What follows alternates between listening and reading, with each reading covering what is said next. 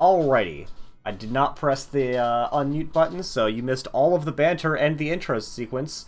And we're just going to continue on as though nothing untoward had happened. Sound good? Absolutely. That way, everyone, if you contribute, we can go ahead and give you access to the back door that doesn't exist. Exactly. We are just about to get started in here. We had the coin toss, which was won by Puns Upon a Time, who opted for first hero pick. Lurk Patrol banned out Battlefield of Eternity and Towers of Doom. Puns Upon a Time banned out Tomb of the Spider Queen and Cursed Hollow. And for map number 1, we find ourselves on the ever-standard Infernal Shrines. So this is an interesting map. I like it quite a bit. The way the shrines work, for anyone that doesn't know, is that they spawn 10 minions at a time. So being able to get the minions down very, very, very quickly is important, because if you can get 10 of them down in the 4-second or so cooldown, you can actually get it knocked out very, very quickly. You do see a lot of priority onto Sonya and D.Va and other AoE heroes.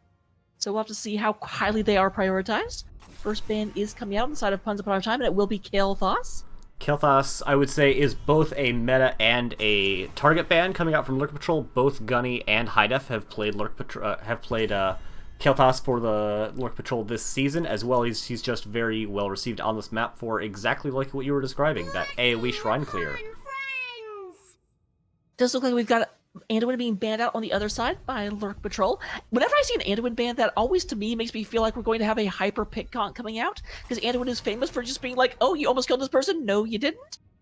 He is very good at that, and as well, Lulu favors Anduin especially. Anduin and, I believe Rhaegar are the 2 priority healer picks for Puns Upon a Time, so maybe thinking about choking out the healer picks, as well as... I'm not super familiar with Court Snort's hero pool. That is the healer player for Lurk Patrol, so they may just not have a lot of overlap and want to be choking out those healer options. But nope, going with the Sonya ban instead. So we did talk about Sonya. A lot of Sonya's abilities are AoE, and of course, Nazeebo. I won't say Nazeebo's overtuned. Nazeebo is not like the old Zagara used to be, but still very much first pick material, because it does not have...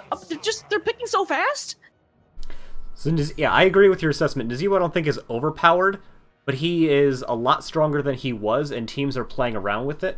And it's been very popular recently, and I think Nazeebo actually works really well in a blow-up comp, because you have effectively follow-up CC with the zombie wall, and his burst damage is actually pretty good with Spider build now.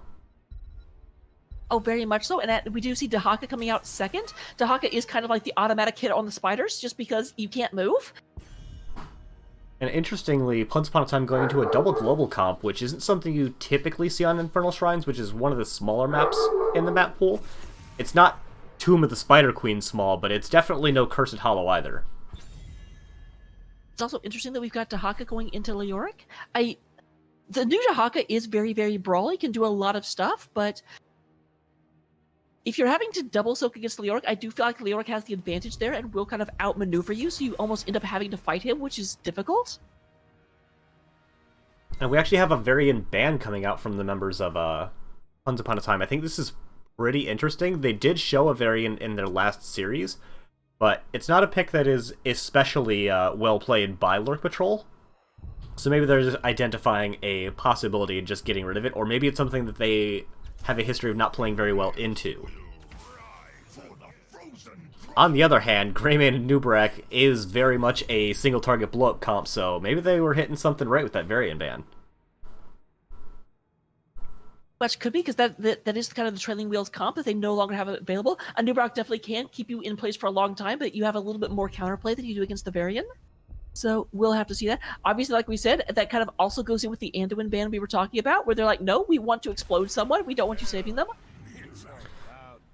So Gunny here is going to have to pick up some extra burst damage, and some extra CC wouldn't hurt. Kael'thas here would actually be an amazing pick if it were available. Unfortunately for him, it was banned out, but Brightwing is really feast or famine in the saving single target blow-up kind of department. If you can get the Z off in time, you can prevent a lot of kill pressure, especially if you go into the shield on 7. But if you can't get the Z out in time, then she just doesn't contribute anything, and targets get blown up very effectively, especially because Brightwing's Cleanse is one of the least reliable in the game for hitting repeated CC on a single target. Very, very much so. We do have Hanzo coming out from Gunny as the last pick on the side of Lurk Patrol. Definitely can put out a lot of single target damage, and also with the Scatter Arrow is relatively effective at clearing out that shrine. You really haven't seen much of Lurk Patrol if you even think to mention Gunny and Scattershot in the same sentence. He I have is not.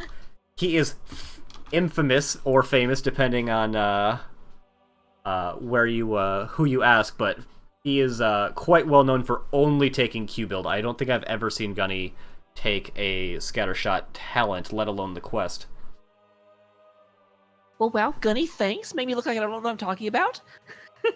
I mean, no, what you said is completely true and valid. It just turns out not to apply in this series specifically. Alright, so looking just... Now that we see both team comps, do you think either of them have any advantage just in composition?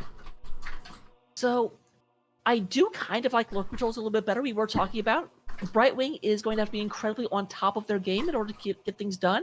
The Nazebo blow up and the Blaze able to charge in and re-stun is going to be very, very critical. I just feel like the blow up is better between the Greymane and the Hanzo on top of that Anub'arak just long lockdown. Alrighty, I think I tend to agree. I think Lurk Patrol have a slightly easier comp to execute, but it's pretty close. Both I think are very good. But for the first time tonight, we have spawning on the left-hand side in the Cyan trunks. They are Lurk Patrol with Harnock playing the Leoric, Court Snort playing the Stukov. We have Gunny on his signature, Hanzo, Hidef playing the Greyman, and Everheart playing Anub'arak. Meanwhile, over the right-hand side of the battlefield, spawning in red, we do have the Pentumbrant of Pain. Pet Wolverine is coming in on Nazebo. Juggerab is on that Blaze. We do have Barber riding around on that is Dahaka. Muffin Man is on Tychus, and Lulu on the little Witch Brightwing, one of the best wing skins.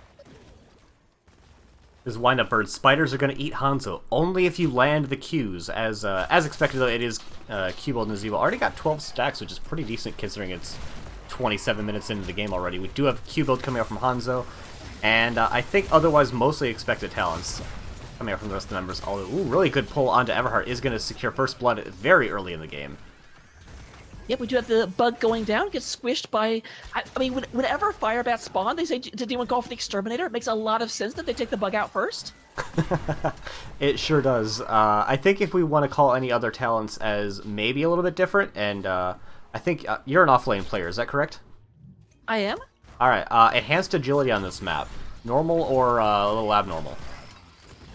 So... Enhanced Agility is the most common Dahaka pick lately, although in this map, it really depends. If you go for the full build, there isn't as much gas around, especially around those shrines. You have to get kind of far away or right towards the bottom to use them. I won't say it's abnormal, but it's definitely not standard, if that makes sense. No, it does. It's a niche pick, but it does have a niche. Both teams are going to take their siege camps relatively quickly. Looks like it'll be slightly faster for Lurk Patrol, but Once Upon a Time right on their heels. Oh, I actually missed that kill out into Zebo. Looks like Everheart got in for an engagement with Gunny for follow-up damage. Very nice bringing it back to 1-1 in kills. So really pretty even at this point for both teams, although Nazebo's getting those spiders stacked pretty quick, already at 40 of the 100 necessary. Yep, indeed. We do go on, also have 2 out of 5 stacks on target practice as everyone moves up. No one really looking at the bottom camp, but we do actually have Greymane over on the side. Just about to take out that Shaman camp. Got pretty low, but it's going to be just fine. Probably have to hearth back after this, I would guess. Or not? Might opt to just get the tap and healing from Stukov. Stukov does have the heal throughput that, as long as Hidef doesn't get pressured, she'll have health by the time the objective comes up, absolutely. Gunny is going to face check this bush and get punished for it, but he does have the Shimada privilege to get him on out of there with the natural agility hopping over that wall. Over in chat, some of these feels very, very awkward not being casting with you. Poor guy. Hey, just don't get sick and then it won't be a problem next time. We do have Lurk Patrol going for the bottom camp now, which I think is really just based off of the pressure that they were able to get and their slightly faster Bruiser camp pickup, as their contemporaries on the other side are picking up their Bruiser right now. So yet they should be able to do a little bit of... Actually, it looks like they won't be brushing the lane. They're just going to stay down here and start to take this Frozen Shrine as soon as it starts to come up. Yeah, and because Dahaka, Brightwing, and Tychus are all not here, Tychus especially because the other two do have the globals to get down, that'll be about 15 or more Shrine minions before they even get 5 members of Once Upon a Time down here. Make that 20, and Dahaka is just digging now. So one thing interesting to note is that Lurk did not take Neo Peasants. Obviously, you don't need that anymore to get the wave clear, but it is very good on this map in order to clear out the skeletal minions. It did take skeletal swing in order to slow everyone down, and we do see that hitting a lot of players right here. Dahaka very, very low, but doesn't get killed up by Lulu, who's going to be able to come back in. Lurk Patrol losing 1 member, but Gunny able to put a lot of damage onto the Dahaka and forcing him out, making it effectively into a 4 versus 4, at least on the point until Barber's able to get healed up. It's 35-13, and with a big explosive arrow, Gunny is going to secure the rest of that Frozen Punisher. Although with the Nubrak only coming up just now, they're not going to be able to follow up on Punisher jumps, so it'll mostly just be siege damage and splitting a couple members out for XP. Yep, they do lure the Punisher over, but the Punisher actually had really, really good frozen orbs. Does shut off the entire wall. Looks like Sylvanas was in the game for just a second. Ice-based Sylvanas. I mean, it makes sense considering she was raised by the Lich King, who, for some reason, has an ice theme. I never quite understood that part of the Frozen Throne myself. I have to wonder, was the Frozen Throne named after the Lich King, or was the Lich King named after the Frozen Throne? Oh, I feel like that's which came first, the Lich or the Phylactery kind of a question. We do have Lurk Patrol picking up their siege camp, Everheart anchoring this bush nicely. We do have Once Upon a Time picking up their own siege camp as well, and not a huge advantage for either team. Really, just the wall getting taken down in bottom lane by that Frozen Punisher, but not even getting the well. And Pet Wolverine finishing up that 100 spider stacks, getting a nice full Q out onto Harnock, getting those, I think it's 7 spiders that it spawns if you hit just one target. Either way, it's a lot of damage. Oh, absolutely. So we do go and have Lurk, and Dahaka is coming down into this fight. We'll have to see. It is a 5-man in the middle right now. Dahaka's trying to hide the bush, although Lurk should have reported that he disappeared. Yeah, and it looks like Lurk Patrol, even if they haven't necessarily identified this, are playing far enough away from that bush. Ooh, careful there, Stukov. Barber can't really do anything now because the rest of his team rotated out, but it could have been something, and that's the type of thing you'd like to see on your offlaner. If you have rotation advantage, if you've cleared faster than your opponents, you gotta try to do something with that advantage. And in this case, they looked for something, didn't find it, but they didn't lose anything for looking either. No, it was one of those situations where Dahaka clears fast enough that staying in top lane would not have gotten any more experience, so go down and see if there's an option. Ooh, Speaking big of option, engagement Pet on Wolverine is Zebo. going to go ahead and... Yeah, and that's... we do have... That's kind of what we were saying before about Brightwing not having the greatest save. It was pretty quick on the pull from Lulu, but it was not as quick as the DPS coming out from Lurk Patrol. They move down to the bottom. They don't quite get to the bottom camp before that is picked up on the side of Once Upon a Time. But it looks like these Khazra Impalers will get absolutely nothing done. Other than a little bit of experience going to Once Upon a Time. Yeah, and the opportunity cost of not letting Lurk Patrol pick it up after their kill, so... pretty good for them to have that, mostly because it means Lurk Patrol can't easily push into this bottom fort with them. Losing out a little bit of XP in the mid lane, as they did have Greymane going up and taking up that Bruiser camp nicely. Only losing a couple of minions and a fair bit of health on the Greymane. But once again, Stukov, heal throughput, not going to be a significant issue. So it does look like a Mortar Shrine activating in the middle lane. That is a lane where if Lurk Patrol gets it, the wall is already down. Looks like they do want to go ahead and get the towers down now. That way they can't bait them behind the wall and get free damage on it. Yeah, and they might even have 13 by the time that the objective is finished. Even if they don't, they've got some really good follow-up to a Punisher jump. Entomb, I'm really looking at you for that one, but Dragon's Arrow as well. Curse Bullet for just the raw damage output. And then, you can always just ruin all of that by cocooning the jump target. Very much so. We do go ahead and have the Lurk Patrol moves in. We do have Juggernaut moving into the area. There is the Entomb already out. There is a swing. Odin is out currently. Yeah, Harnock taking a lot of damage for that Entomb, though. He put Tychus in a box, and Tychus just told him, you're locked in here with me, and really just put the damage into Harnock. Everheart taking quite a bit of damage as well. Barber not quite able to find it, as the Flailing Swipe is enough to disengage Everheart. But not a particularly amazing fight, but Harnock will be coming back up, so they have a second shot at it, as they are very close in Shrine minions. Oh, nice. Juggernaut actually catches 3 people with that charge. Barber goes in. They are running away. It doesn't look like anyone will actually go down, but they do push them off the point. We are 24-23. And just to go back again to that entomb, it was kind of great. Tychus, they entombed it, and they the swings, and you can't run away, Tychus. And Tychus says, "Who says I'm running?" Oh, but a nice engagement onto Juggerab there is going to find another kill, but he does not come up anywhere near as quickly as Lurk does. They find a second kill out onto the Dahaka. Harlock goes down, but the Punisher actually still getting picked up by Puns Upon a Time, so... Like Lurk Patrol's objective before, the Puns aren't going to be able to push very well with it, but it takes it away from their opponents and lets them soak out lanes. And that Bruiser Camp that they picked up in top lane a while ago, getting some very solid damage and going to get more damage probably than the Punisher itself. Yeah, it's one of those things, because right now Lurk Patrol is having to defend the Punisher. No one is actually going up. Lurk's kind of in the area, but it looks like Brightwing is actually going up to support the minion, and this top fort is definitely going down.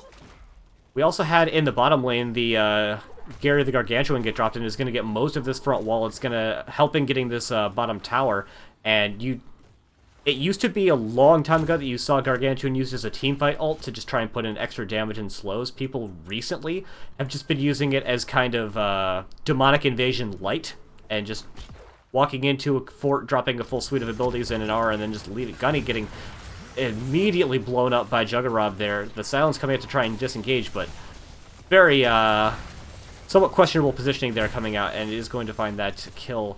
Oh, Corpsnort getting caught as well, and that will be a second kill. Really nice tongue drag coming out from Barber. Is going to find 2 kills to none, and make sure that they can guarantee get this bottom camp.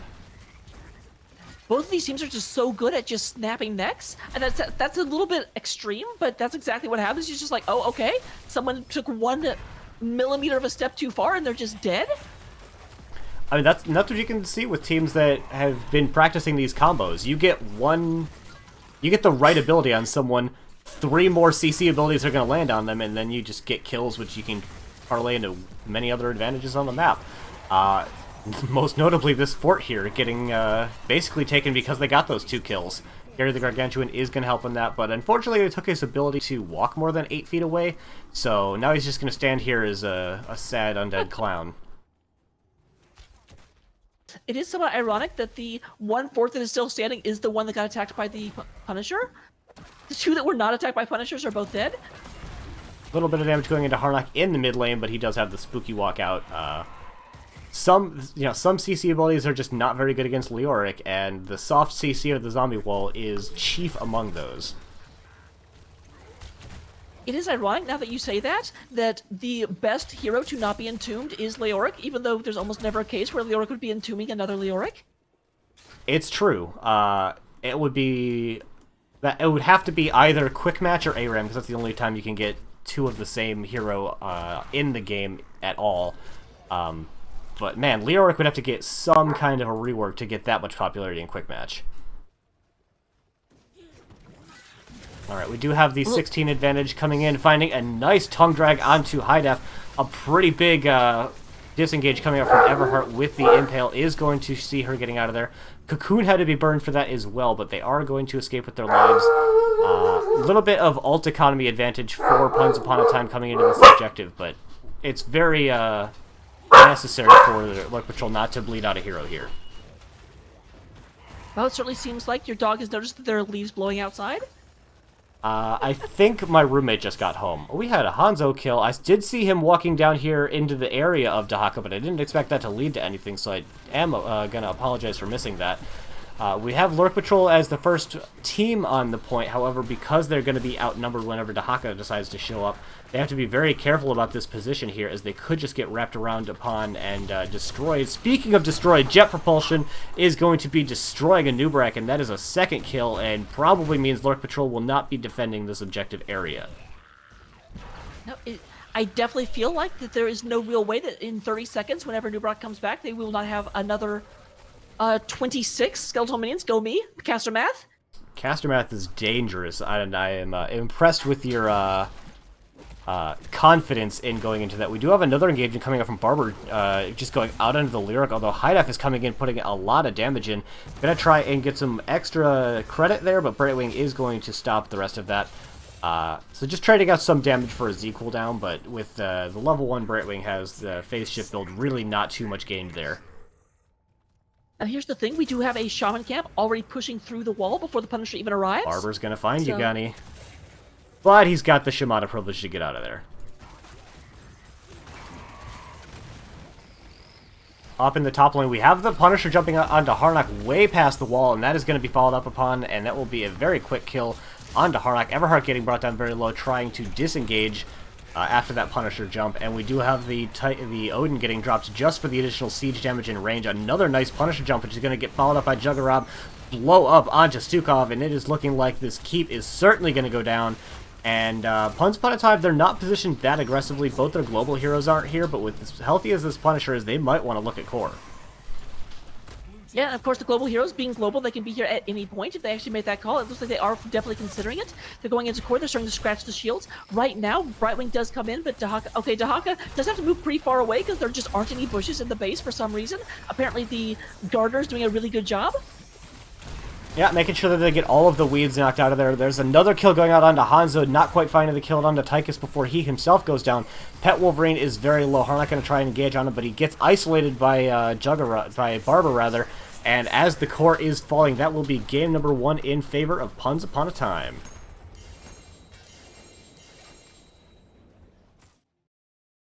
Decisive end. At the beginning of the game, I have to say, it was going either way. We kept going back and forth with who was leading in kills. It just kept being who would catch who would catch who. But then towards the end, it just kind of felt like everything started tumbling in Puns Upon a Time's favor. Yeah, it really felt like both teams were kind of trading off individual or maybe sets of 2 hero kills, and then at a certain point, Puns Upon a Time just started being the ones always getting the kills. And it seemed like it started about like the level 13 time frame, and they kept getting hits right around the time someone would respawn, so there was just a lot of trickle kills coming in from Once Upon a Time, meaning they could just snowball that advantage indefinitely. It seemed like the real thing that they were able to do is they kept having globals pushing all over the place. So even whenever it was even, it was very, very difficult for Lurk Patrol to respond to all the lanes because it would just, as soon as you went to one area, then suddenly they were pushing harder in another area. Because teleporting is cheating. It is cheating. Although not as cheating as Medivh's level 20 talent, getting to bend his heroic pick. At least that one's labeled as cheating, which means that's like lampshading the fact that it's cheating. Makes it okay. Yeah, it's like Undercover Cops. If you ask, they have to tell you, and if you ask Medivh if he's cheating, he has to tell you. But looking at the stats at the end of the game, or looking at the talents, I should say, the big things that kind of jump out to me, like to the surprise of no one, we do have the full spider build coming out of Nazebo. Dahaka did end up getting Ferocious Stalker. This is kind of what we were talking about and why Dahaka can kind of struggle. Got Ferocious Stalker, which does slow and does more damage while Ferocious Stalker's movement speed. But so many times we'd have to see him move around and just be away from the action because there just aren't that many shrubs on this map. Yeah, at the time that he dug in, it looked barely closer than where he was before. They're just the only major advantage is that it wasn't a keep in the way. Exactly. You stole my joke? Oh my goodness. I wanted to think of something clever to respond to that, but it didn't happen, so I'm just gonna breeze right on past it. We do have confirmation Lurk Patrol opting for first hero pick in game number 2. The puns have been informed, and we are waiting their map selection.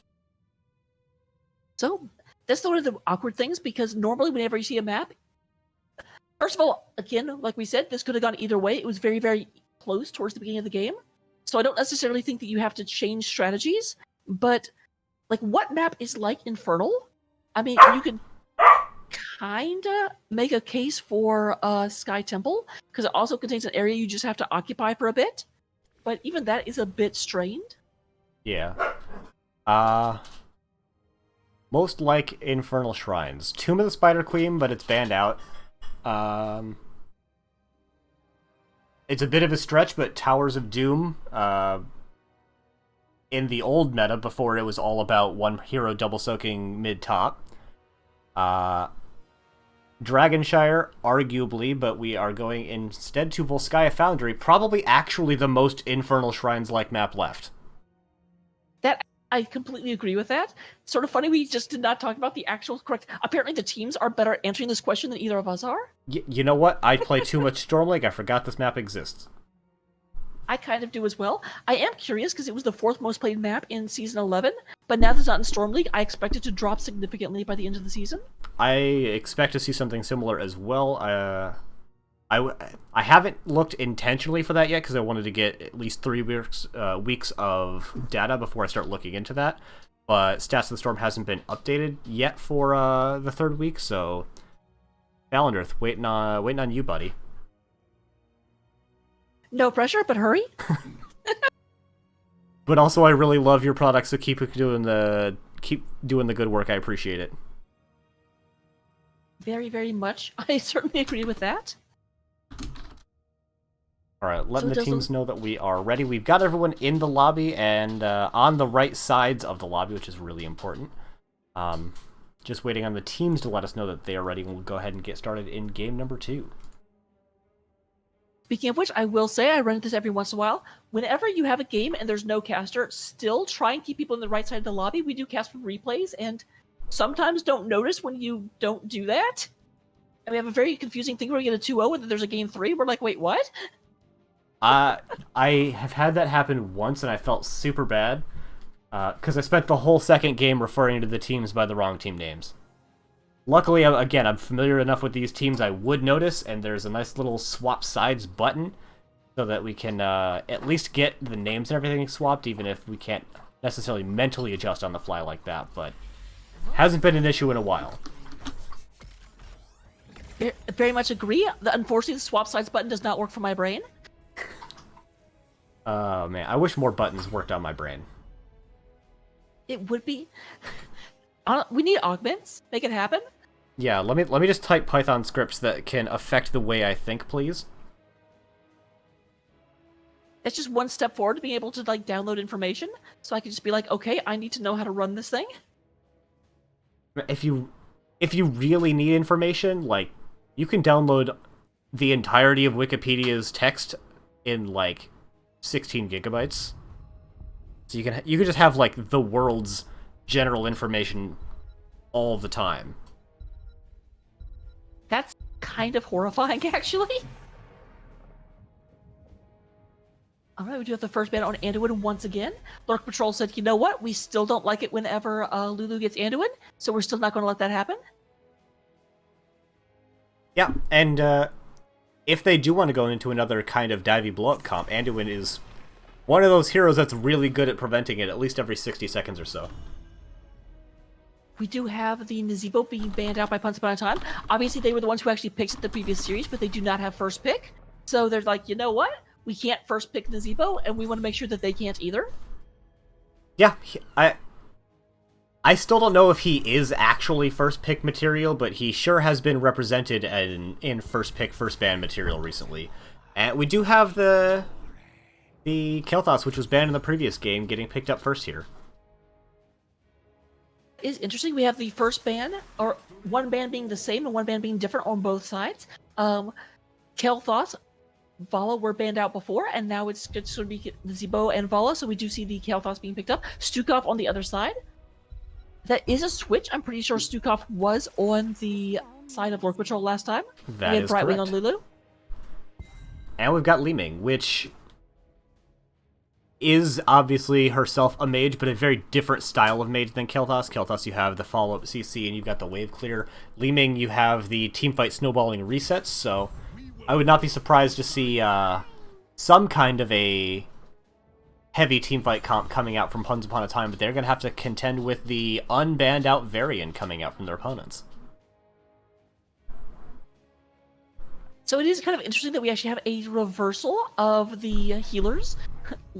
Stukov going over to the side of Once Upon a Time, and Brightwing traitorously going to the other side. Brightwing just wants to play. I mean, that's honestly what we can take from this. Brightwing just wants to kill people, and you know what? Varian's good at enabling that.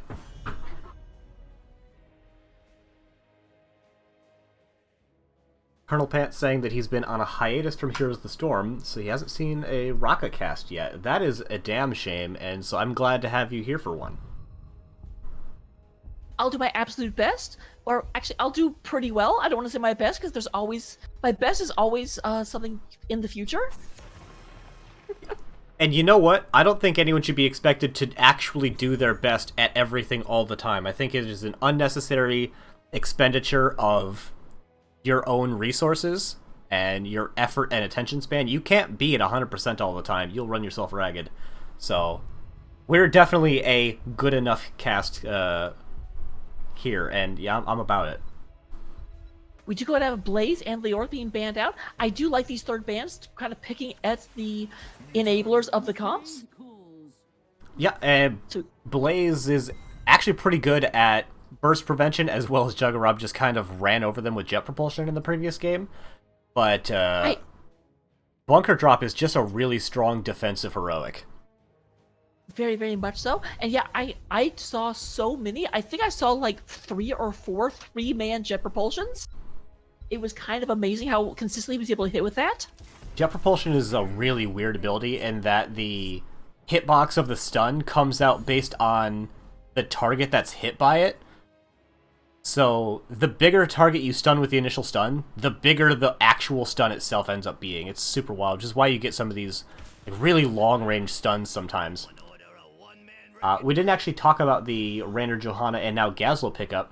I still like Jim Raynor. He's fallen out of favor a little bit, but he's very consistent, and he does what he does reasonably well all the time. And Johanna is both somewhat hard to kill, and at 10 can pick up the Falling Sword to really help people get out of dodge. Although you really have to watch out at 13. Shield Breaker can mess up Johanna's day. The other thing to keep in mind about this is that if they do go Falling Sword, that is a great, great, great setup for Gravo.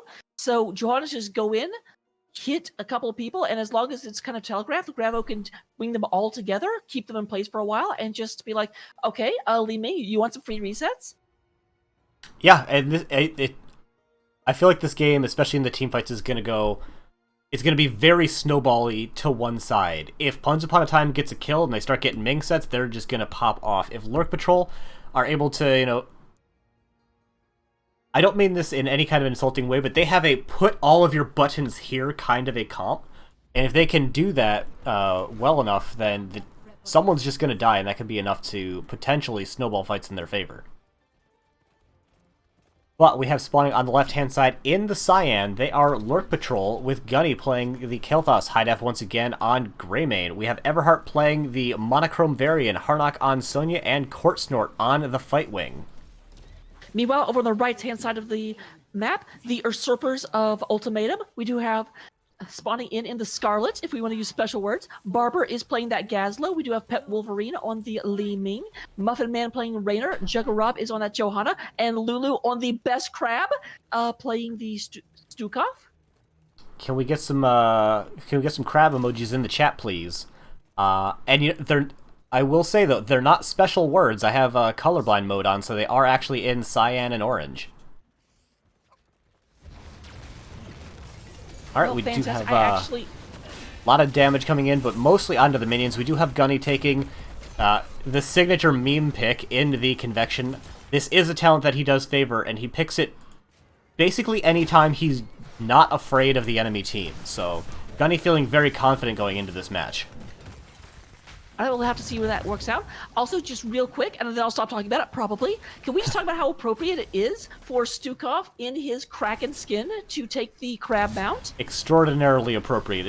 It's really the only mount that you should be using with that skin. It's even color coordinated. Absolutely. Big damage going into Everheart, but avoiding the biggest damage of all of the Arcane Orb. As a reminder for everyone in the chat that doesn't follow this game especially closely, Varian is barely a hero until level 4 when he picks up his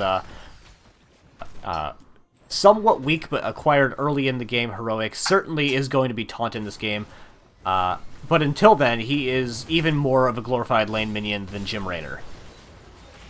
It is kind of funny that the two glorified lady minions are on opposite teams, so that kind of evens things out for a bit. Ooh, both teams taking their turret camp almost completely in sync. You'll love to see that. Barber is back in the bot lane a little bit faster, so is going to get some extra pressure in, but I think the spinning Sonya will be enough to actually prevent any anything substantial from happening there. I do really like this matchup. It's very skill-based, but at the end of the day, I do think Sonya has a slight advantage. However, in order to kind of really be able to last into those turrets, she does kind of need to take more healing. The damage will get outscaled. That's true, but on the other side, that does make the team fight just a little bit weaker. Ooh, actually spinning into that, I forget what the bomb is called. Not gonna lie. Nope, it's lost to the ether. We do have Everheart picking up that. Thank you. Picking up the taunt. It looks like it's already been used while we were looking down in the bottom lane, so trying to find an engagement really fast. Taunt is back up again. Is going to go onto the Johanna. They don't have the follow. There's the follow-up with the Lapse, and that is going to be First Blood going over to Lurk Patrol. Johanna does go down. Thankfully, Johanna does not have a questing talent, so that's not completely terrible. Yeah, she did not opt to go into the lone talent, which would... Gambit talent, sorry, they changed the name, making that a little bit better. Some nice damage going in, getting most of that sidewall as well as the turret. The objective is up. Lurk Patrol looking like they really want to try and get 7 before they commit to the objective so they can do it with an advantage.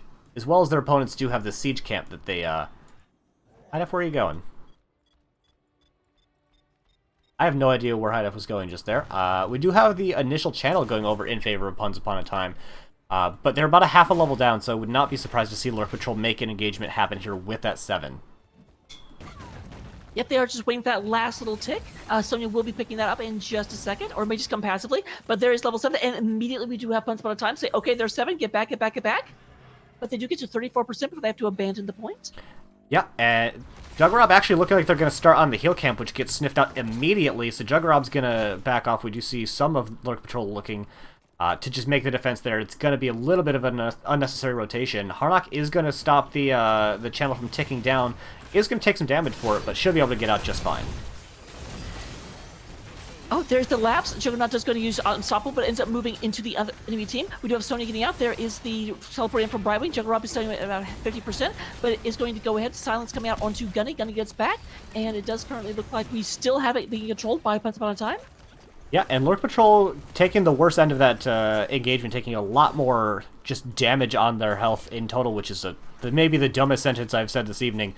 Everheart standing forward, looking like she wants to try and find an engage again, but a huge bomb coming out from Kael'thas and another great silence coming out is going to find 4 uncontested kills going over in favor of Once Upon a Time. Wow, that was a hell of a team fight. And now the question remains: they're gonna get the objective. What do they do with this man advantage that they have? They have Gazlo and bot lane getting XP, and they're already putting damage into the mid wall. So yeah, typically I see one of two things. It does look like they are going to go for the more classical option and go up north in order to try and take out the Moonwell before the second objective phase happens. And we had Barbara rotate up into the mid lane just to help put some pressure in there. And looks like they're going to go back in now, just leaving the minion whip that they have and really looking to put pressure into the top wall. This is definitely the most standard play to make sure they can get that top well. I heard you calling it a Moonwell. This is not a Warcraft theme map, so I won't be joining you in that endeavor. But you can clearly see that that is their intention with this push. I will always call it a Moonwell. Night Elf at heart, fight me. It sounds like we're going to have to, because I was always an Undead fan. We do have the Hyperion getting popped immediately just for that additional siege damage. The Triglav is going to fall here, so they're not going to be able to push this out too much more. But Once Upon a Time, they do still have about a third of a level advantage over their opponents. They're going to use that last little talent tier advantage to take this Biotic camp. If it just look at as the heroes come out, we do have Blessed Shield, Bravo Bomb, Hyperion, Wave of Force, and Flaming Swipe. None of that super surprising. Wave of Force is the only one that's kind of the situational pick. Everything else is exactly what I would expect. We did talk about Falling Sword. They're not going to go for that, so no Grav Bomb set up from that. But you can also set up Grav Bomb with the Blessed Shield. Honestly, I like that a little bit more with the comps that we have coming out here. Especially because they did get an advantage, and Blessed Shield is definitely more of a make plays and get kills kind of a button compared to Falling Sword, which is often more of a defensive one. So, since they had that level advantage in that time with heroics over their opponents, if they wanted to make a play, Falling Sword is the weaker option, so they did have the Blessed Shield available. We'll have to see if there is an engagement that comes out later that maybe they would have preferred to have the Falling Sword for. You have Barber in the mid lane, kind of being aggressed on by 4 members. So, but have to stay back, go ahead and clear out the waves, but is not moving too far out, does not want to get picked off. There is the rotation coming up. Yep. On the other side, we hadn't talked about yet, we have the Phoenix Curse Bullet Leap, Blink Heal, and the Shield Wall coming out. So, I would say all very standard and expected picks coming out from Lurk Patrol. Absolutely. The big one, Sony kind of goes either way, but Sony doesn't have any massive health pools to go into, so you don't necessarily need the Wrath of Berserker. And Leap just helps keep them in place for just a little bit longer. And again, the health pools are not big enough that keeping them in place for a second does truly result in a kill. Yeah, I would agree, and it also helps to follow up the overall CC train that Lurk Patrol has. And on the whole, I expect that Lurk Patrol want these fights to go short, and Leap is definitely the better short engagement fight because it's very impactful once, whereas Wrath of the Berserker is value over time by comparison. We have the 13s coming in for Once Upon a Time. Probably not going to make too much of a difference. Lurk Patrol will have theirs available shortly. We do have maybe an attempted engage coming out, but it was sniffed out by Lurk Patrol, as the Puns were coming on a very aggressive rotation, but not going to find anything for it, and are just going to go ahead, peel back, and take the siege camp instead. For a split second, I totally moused over the top objective to see what kind it would be, and then I realized we are not on Infernal Shrines anymore. We are, oh yeah, it's the Triglav style objective, obviously. So we do have Lulu and Muffin Man picking up that siege camp. Somewhat unfortunately for them, it does go into the top lane where the objective is. The objective always spawning in the same set rotation, middle, top, bottom, repeat. Take of that which you will. Some teams like it, some teams don't, but it is the way that it is for the time being. We do have a heavy advantage in rotation coming out from Gazlo. A lot of damage going into the Johanna, actually already down below half health. Looks like they used the Blessed Shield. I think it missed entirely. Brightwing coming in just for the tempo heal. But now we have 5 versus 5, and neither team really having a substantial advantage, although I think that Puns maybe spent another item over their opponents, so maybe a very small trade-up for Lurk Patrol, but nothing substantial.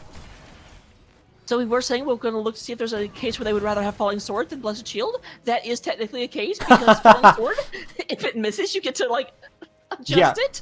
You can't really miss on Falling Sword. Even if it's just used for positioning, it always gets some value. I like the split off here coming out from Barber and Muffin Man to just get some value into the bottom lane, because they did sort of lose that previous team fight, and they have so much time to make the defense in the top lane.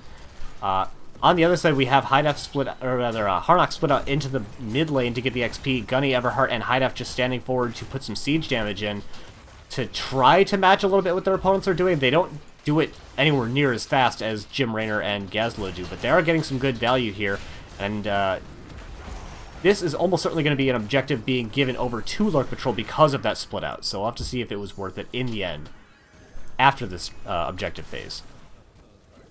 This is, even if the Volskaya does go to the bottom and takes out the not Moonwell, obviously, the fort and not Moonwell have been taken out on the other side, so that'll just kind of be evening things up for the third objective. But actually, looks like they are pushing into top lane. Yeah, this is a different advantage they can get. They already don't have the fort, obviously, so they're trying to get a different route of value, which is by having this fort over their opponents, so they'll have camps, potentially a camp, but also the catapults pushing during the third objective, and maybe force their opponents to have to send someone to deal with that. And now that they do have that top fort, they are down 16, so you can see the Huns are looking to make an engagement happen. Everheart, I almost want to say accidentally avoiding a couple of the buildings by mounting right in front of the team, but isn't going to get engaged upon. But down that 16, it looks like Lurk Patrol will be hard-pressed to find very good value, although we do have Gazlo and Jim Raynor split out again, so they might be able to find something, but their opponents are going to look for something as well. So yep, we'll go in and see what they can get. Here it comes in. They are going in onto the healing well real quick. Do back out almost immediately, are not interested in trying to fight. They want to make sure they actually get these outer walls down. And just with the Protector is down to about 20% health right now.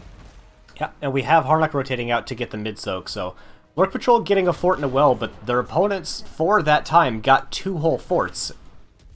So, And I also gotta say, are sitting at about a level up. Yeah, I gotta say, advantage Puns Upon a Time for their macro decision.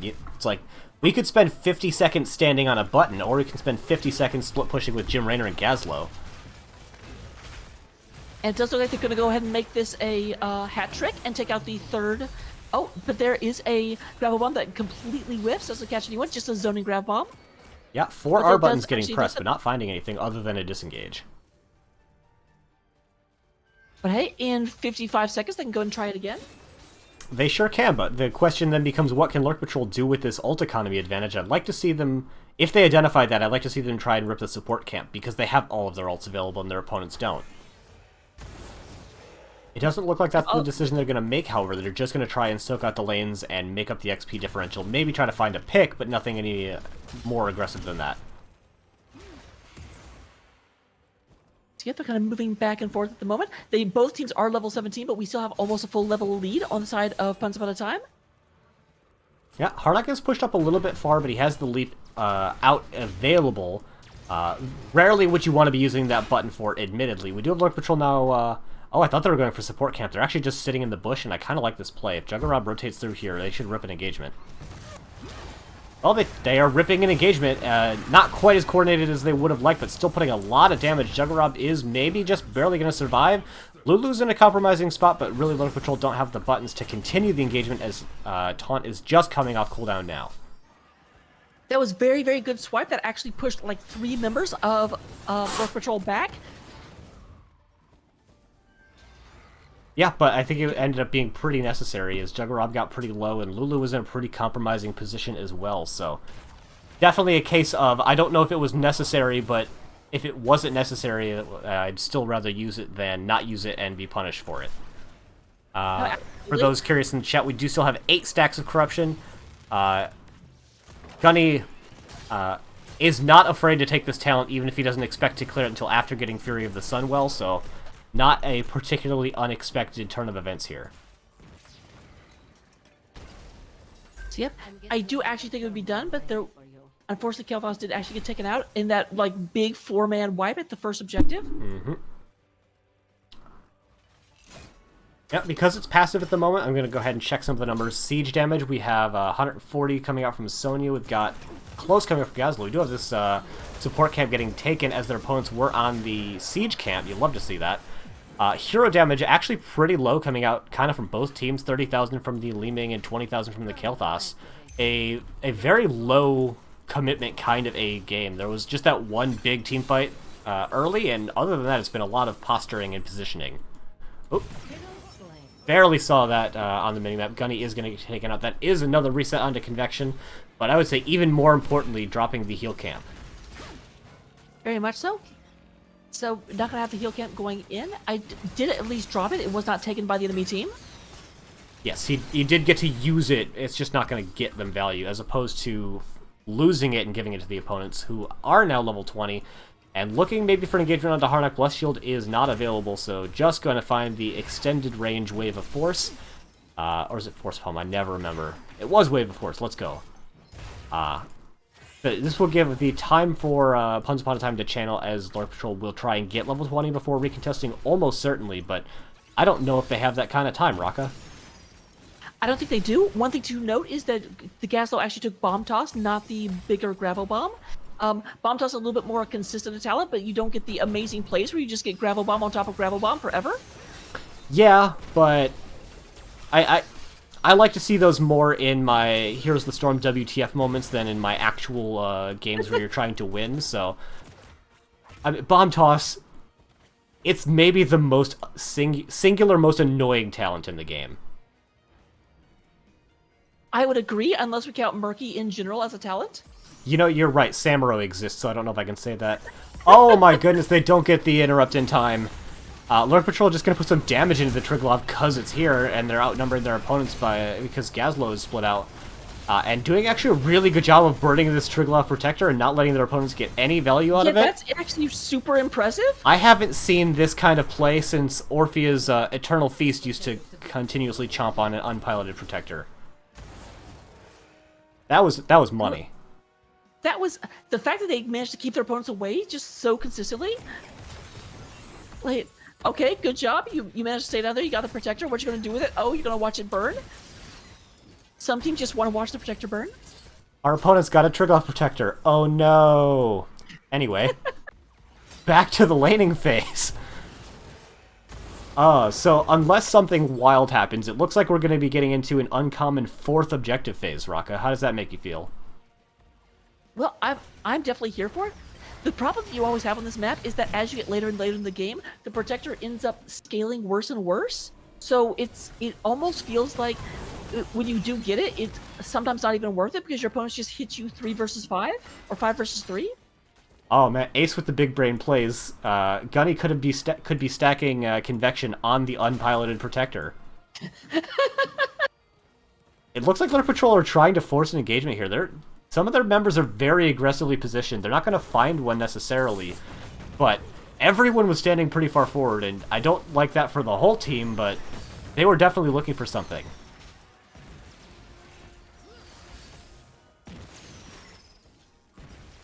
And on the whole, though, they definitely didn't find it. We now have Puns Upon a Time looking like they want to try and force the support camp. Lurk Patrol members are all here and ready to try and take this fight. Bomb Toss is going to get some great value there into the Gravel Bomb instead of the other way around. Gunny is going to be the first to fall. We did a huge leap into the backline. Sony with that Ignore Pain putting out a ton of value. Hydef picking up the support camp and dropping it almost immediately. We had Court Snort as the next to fall there. A lot of damage coming out from Lurk Patrol, but they're not finding any kills, and the orb resets are finding a lot of value. Everheart is going to find the kill out on Deliming. Muffin Man is going to be the next to fall, but Varian falls as well. 2 for 3 in favor of Puns Upon a Time. I mean, obviously getting the number kill has to favor them, but also losing the support camp that they were trying to force happen right in their opponent's face was a little bit of an aggressive play. It was a little bit nuts because you ended up like losing 2 people and still getting the support camp. Harnack, you're gonna die. You just have to believe you're a barbarian. Come on. Clearly that healing is going to be worth it. Oh, never mind. You know, there's a lot of cases where I don't like when someone tries to extend their own death timer. However, in this case, I actually like it quite a bit because it gives time for the rest of Lurk Patrol to come up.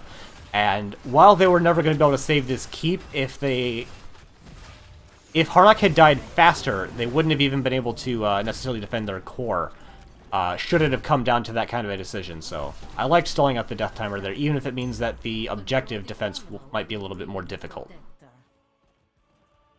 So we do have the objective coming online right about now. It does look like Jugger Rob is going to stand there for... Nope, does actually stop. For a second, I think he was just going to move right on through. No, he just wants to get a nice defensive position so that I guess they can retreat to the fort. I would still like to see him positioned a little bit more forward just for the vision. Like, they couldn't see anything happening on this left-hand side, and that's never really what you want. We do have this turret camp getting picked up by Hydef, Everheart coming in as well. We already had the siege camp getting picked up in the top lane by Lurk Patrol. Their opponents have done the same as well, but since they have... Actually, this will go in Lurk Patrol's favor in top lane because they have 2 catapults there where their opponents have none. However, I think Lurk Patrol really need to try and make a play on this objective here. The 4th objective's pretty strong.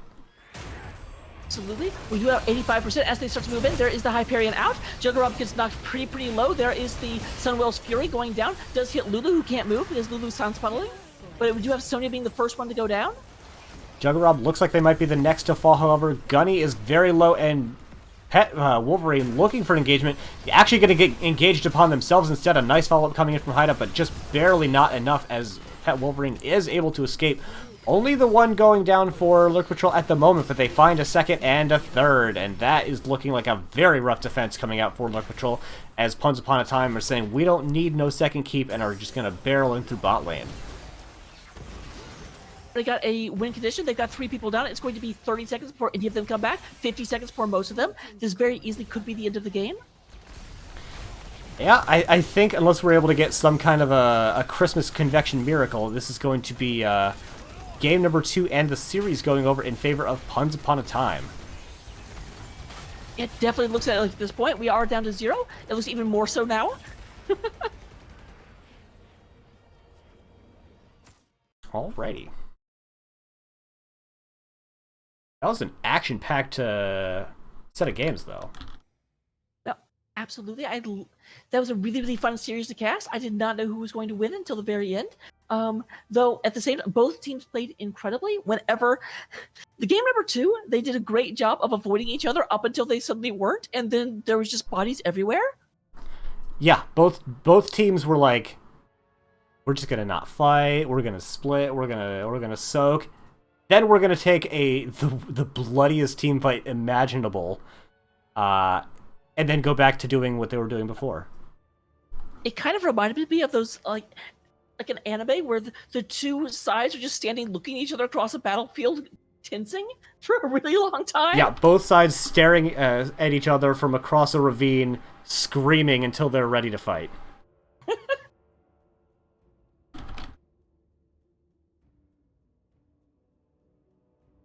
Alrighty, I do have the game summary numbers up. I don't think anything is especially telling, except possibly for the Li Ming hero damage, and actually the Gazlo hero damage very high as well. I'm not a huge fan of numbers indicate things, especially because in a game with as much lethality as there was in this game number 2, it's hard to say that damage was the contributing factor so much as the kills. Oh, absolutely. Damage is interesting, but especially in a team comp, it doesn't necessarily mean anything because you'll have someone with lower damage be the one that was setting up kills over and over and over again. Alrighty, we have confirmation. We're going to be getting an interview with Juggerob, so we're going to hop over to lobby number 2 and meet up with him there.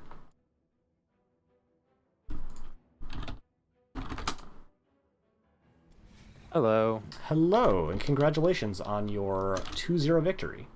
Thank you so much. So how's the season been going? So far, it's been a little up and down. It's had its ebbs and flows, but we're definitely happy to get the win over tonight, and hopefully that we can use that momentum going forward. I could definitely relate to that. My team also having some ups and downs this season. We took a win home yesterday that I think we all feel like we kind of needed, and hopefully we'll be able to, like you said, kind of carry that forward into the rest of the season. Definitely, yeah. I think unfortunately we had a forfeit match, so it kind of put a weird like bye week at this the second week of the season, and I think we're still trying to get our footing there. So, but yeah, those were fun games, and appreciate the casting. Yeah, absolutely. I have a tendency to pick up casts either the day before or immediately prior to. This was obviously the latter. Yeah, definitely. Yeah, I think Lulu and we were just playing a quick match, and she just mentioned that we had a cast suddenly, so it was pretty good. Yeah, you were still in that quick match until about 4 minutes beforehand. Normally you try to get the coin toss and stuff done a little bit earlier than that, but it's okay. We'll forgive you. I think we still only started the match like a minute after the scheduled time anyway, so not too bad. It's true. Y'all got it. All 10 players and both casters got in the lobby relatively quick. Yeah, so it wasn't so bad. All right, so looking into game number 1, how has Nazebo been feeling for y'all? Both 2 and against, or 4 and against makes more sense. Yeah, so after they reworked him or whatever they did to him to buff him up, I don't think too many teams had them on their radar, but obviously with the changes in the meta, we're trying to incorporate those heroes in just so that we can sort of force bans if necessary and not be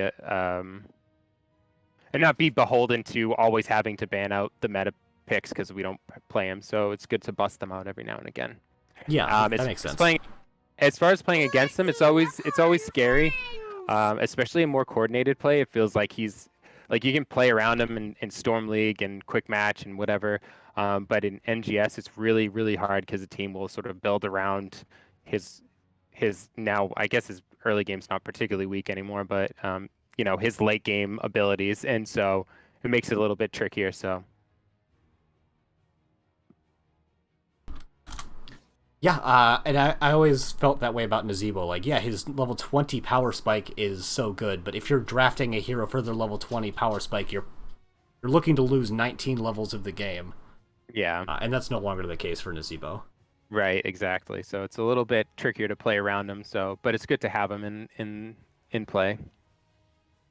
And then for that game, it felt to us like it was really kind of back and forth, both teams trading one or two kills here and there, right up until it snowballed very strong in your favor. Can you maybe account for why things started to go so well for you in the later part of the game there? I think we sort of we've played against Hanzos in the past in similar maps, and I think we had a pretty solid game plan on how and when to engage them, and we felt like we had a really good zone control map with good comp with good heroes, and so we just kind of played to those strengths, and then knew when we didn't want to engage them and where to be careful when trying to engage on them. So, and I think we just eventually we just started to that was apparent, and then we just started to we just were able to get our engages going. Alrighty, Raka, do you have anything else about game number one? Only thing I really want to say about game number one is obviously you were playing the Blaze in number one, which they respected away from you in game two. And I saw some absolutely incredible jet propulsions into the enemy team. How many of were those just opportunities that came up, or how many of those were? Because I did see sometimes you would be setting up for them and waiting for them, and others just kind of seemed like spur of the moment. Yeah, Blaze is my coach tells me that I generally shouldn't be playing Blaze, but I just really enjoy the character, and he kind of brings out the best and worst of me as a player. Sometimes I feel like I do a really good job of scouting bushes with him, because of the oil slicks and things like that. But also his jet propulsion, like when it connects, is just like probably one of the best feelings in the game. So like sometimes I'm really thoughtful about it, but then sometimes I see red in my eyes, and it luckily I don't think it cost me too much, but I do think that I whiffed pretty hard on one at one point, and I was like, oh boy. So that was a little scary. Yeah, as great as it feels to land a big jet propulsion, stun and just yeeting yourself into the enemy team without stunning anyone is the worst feeling. Yeah. It's like basically playing an anti-Garrosh. You just throw yourself into the middle of the team without anything, and so it can be scary. So just knowing, but then sometimes I just rip and engage, and luckily it worked more times than not in game one. All right, so game number two you had Volskaya, which I think we found a little bit interesting. You did win on Infernal Shrines, but that was your opponent's map pick, and we were discussing which is the most like Infernal Shrines in that pool, and when we saw Volskaya was the map, you're like, no, it's that. That is definitely the most like Infernal Shrines, which was your opponent's map pick. Yeah. But you certainly didn't seem uncomfortable on the map. No, I think we're trying to be well-rounded as far as all maps. So while I don't think we've played it this NGS season. We're just trying to be versatile, just in case something gets banned out. So we're prepared on every map. So wait, you had map pick, and the map you chose is one you haven't played all season? That's super interesting to me. Well, it's not. It wasn't. It wasn't like that. I mean, we played it a lot last season, so it's not like we've never played this map before, and then we're like, oh, we're just gonna give it an old college try.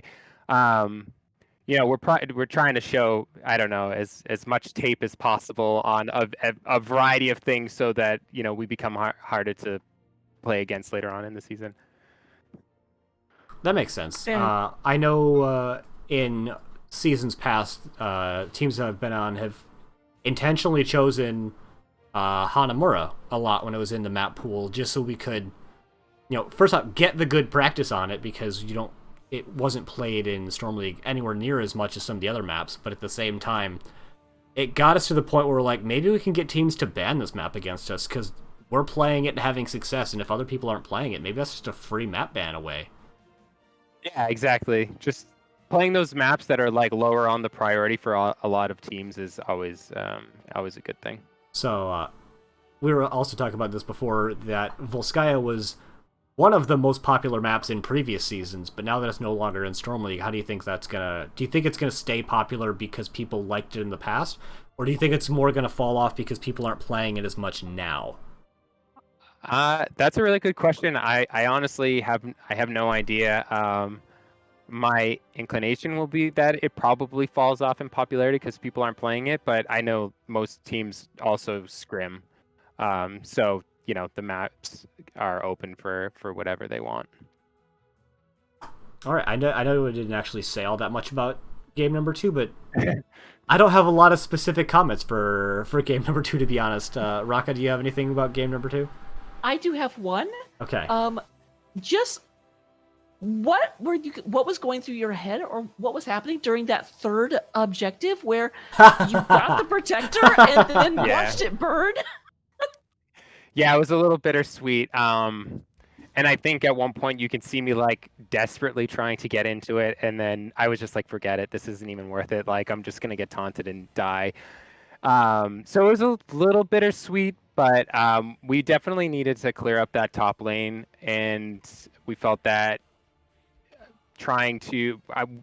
we weren't sure what the value was going to be, even if we got into the protector, if that camp was pushing uncontested top. So we figured we would just let it go and fight, or live to fight another, I don't know, objective in this case. So. You know, that does actually remind me of a point that I like to bring up anytime that I have the opportunity to, and that is, if a team can't get value at location A, go to location B and get value. In this case, during the second objective, you just gave it up entirely and took the entirety of bottom fort, and even got some pressure onto the bottom keep. So you got all of the value during the channeling of the objective phase that you normally expect to, or rather you hope to get from the Triglav itself, and then when the opposing team picked it up, you just rotated back up into top lane and took that fort as well. So it was a really good, if non-standard, play in that situation where you didn't seem like you felt comfortable pushing into Lurk Patrol's entrenched position, so you just went somewhere that they weren't entrenched. It was a really smart play. Yeah, I mean, they did the variant comp on our scouting. I saw them play. They played it a couple of times, and they played it really well. And I was actually terrified. Well, I kind of had an inclination that it was coming, but they had blown me up, I think, right before that. And then when I was running into contest that objective, I popped my unstoppable a little bit preemptively, and then I was like, well, now I'm a sitting duck. So if I go in there, like we're just gonna lose this objective no matter what. So I just made the call. I was like, we're not winning this, so maybe we can try and get value elsewhere. I definitely think that was a smart call. But I think that's all I have for specific, like, Game 1, Game 2 type of questions. Rocket, do you have anything else specific like that? Not specifically for Game 1 and Game 2, though I do ask every team that I cast, where does your name come from? It just came from the democratic process. It came from the captain herself. Yeah. Lulu just came up. We came up with a bunch of different names and we voted upon them. And Puns Upon a Time was the winner. So Lulu is the queen of puns. Yeah. They were all puns, but this one was sort of all encompassing. So we went with this one. Yeah, not only is it itself kind of a pun on Once Upon a Time, but it mentions puns in the name. How can you not pick that? Yeah, exactly. All right, so looking ahead to the future, your next week matchup is against Phoenix Rising Jade, who is currently on the top of the D West standings with only one game lost. So how are you looking going into that series? Do you have anything tricky that you want to have planned? Obviously, don't tell me what it is if you do, but let me tell you about this choke all we've been working on. No. How do you prepare to go into a team who on paper looks like they're stronger? is the Yeah, question. that's a good question. I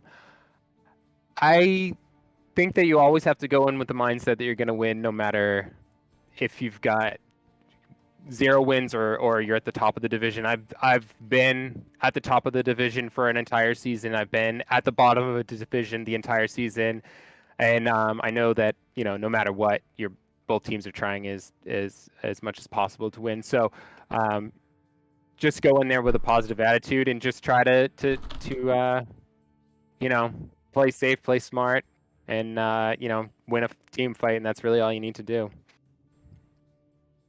If it was that easy, I guess everybody would be at the top of the division. Right? I would be undefeated if it was that easy, but you know what I'm saying. Yeah, absolutely. All right.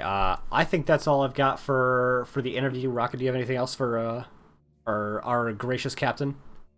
Nope, I hit them with everything I could think of. Everything appropriate. Yeah.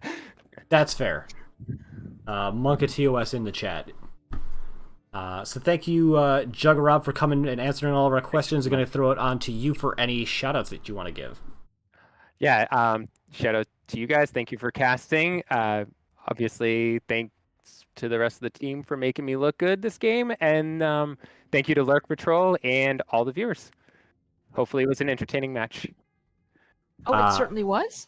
Awesome. We got a comment from Lulu, the pun queen herself. The team names came down to between Puns Upon a Time or Send Our Regards. I voted for Send Our Regards, but I think I was vastly outvoted. I think I'm with you on that one though. Send Our Regards is just so good. Yeah. I think another top one was Gul'dan Opportunity. So if any teams need any inspiration, or any budding teams need an inspiration for next season. Yeah, you can always form up a Puns Upon a Time sister team. Yeah, that's true. All right, thank you for coming by. Thanks so much for casting. Take care. Have a good one. Bye-bye. All right, Raka. Thank you for coming by as well and joining me on this really back and forth cast. Oh, absolutely my pleasure. I'm glad I caught you. It was one of those things where I had about a 10-minute window to actually say, yes, I'll come, and I was able to actually type that in. Yeah, at the time that Raka agreed to be the co-caster for this match, I was already in the coin toss lobby. That gives you any frame of reference for how tight-timed and last-minute this all was. That I think should do it. But I see... looks like there's only one other NGS match going on right now. It is Bankai, who is currently casting Game 2 of Roll 1 Esports versus TRSG Knights. So we're going to get the raid started here in just a minute. Thank you everyone for coming by. Thank you once again, Raka, for being here. I really appreciate it. And of course. Yeah, we should... Actually, before I say we'll see you next time, Raka, why don't you tell the viewers in the chat what you do when you're streaming? Oh, well, find me at Twitch TV or at Twitter at Irikoff. That's just Raka with an I and an F on either side. And yeah, I do a lot of casting. I also do a lot of actual playing, where you can talk to me in real time. It's weird. Yeah, she definitely blows my casting numbers out of the water. That's for dang sure. But yeah, more last season than this one, but this season's been really rough on me because my team freaking practices on the 3 most popular days. How dare they? So they play what then? Thursday, obviously. Saturday, maybe? Thursday, Wednesday, and actually Sunday is not the most popular, but it sounded good.